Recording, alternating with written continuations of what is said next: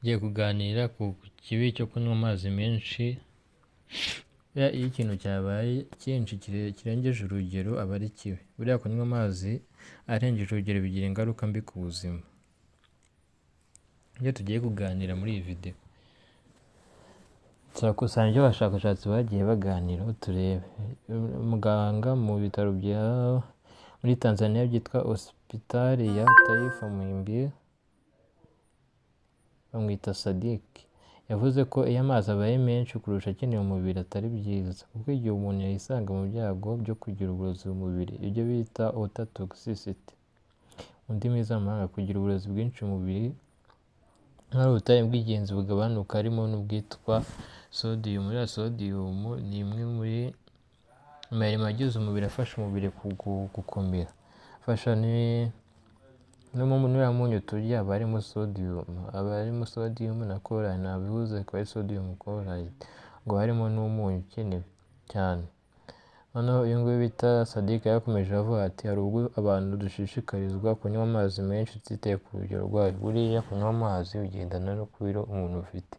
Buriya kugira ngo urebe igipimo cy'amazi ugomba kunywa, fata 60% upime ibiro byawe, ukube ibiro byawe nibwo uramenya ingano y'amazi ushobora kunywa.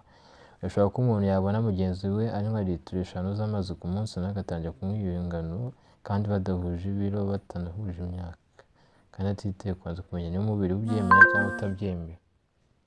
Ikindi, mu rwego rwo kwirinda ibyago byaturuka ku kunywa amazi arengeje urugero, umuntu usanzwe atari umukinnyi cyangwa se akora akazi k'ingufu cyane, nibura kunywa litiro 5 z'amazi ku munsi biba bihagije. Bavuga ngo kunywa amazi ari ubuzima, akaba n'ingenzi ku buzima bw'umuntu. Ni ngombwa gukoreshwa bijyanye n'ibiro n'uburebure bw'umuntu, ibyo bita BMI. Ubundi ukuntu nushaka kureba BMI yawe, ikintu ukora uragenda ugafata ibiro ufite ukagabanya uburebure bwawe, ariko uburebure bwawe muri bitagomba kuba wabiswenza ari buri ankare. Gukurikiza inama za muganga cyangwa inzobere mu buzima, kuko nayo igendera kuri iyo BMI.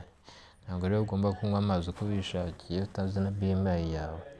Dr. Cesar yakomeje avuga ngo niyo mpamvu tuvuga ko ari byiza gupimisha uko ubuzima bw'umuntu buhagaze nibura inshuro imwe mu mwaka. Ibyo bita physical check up, ukareba uko umubiri wawe uhagaze, ukapima rimwe mu mwaka byibuze. Iyo ugiye kwa muganga urapimwa ukamenya uko umubiri wawe umeze. Hari n'igihe ushobora kudasobanukirwa ibya BMI, wajya kwa muganga bakagufasha kubimenya ugiye kwisuzumisha. Ati iyo mwumva bavuga ko inama za muganga ziba zikenewe, ugomba kugenda kwa muganga bakagupima bakareba uko wipimisha. No mu bitaro bisanzwe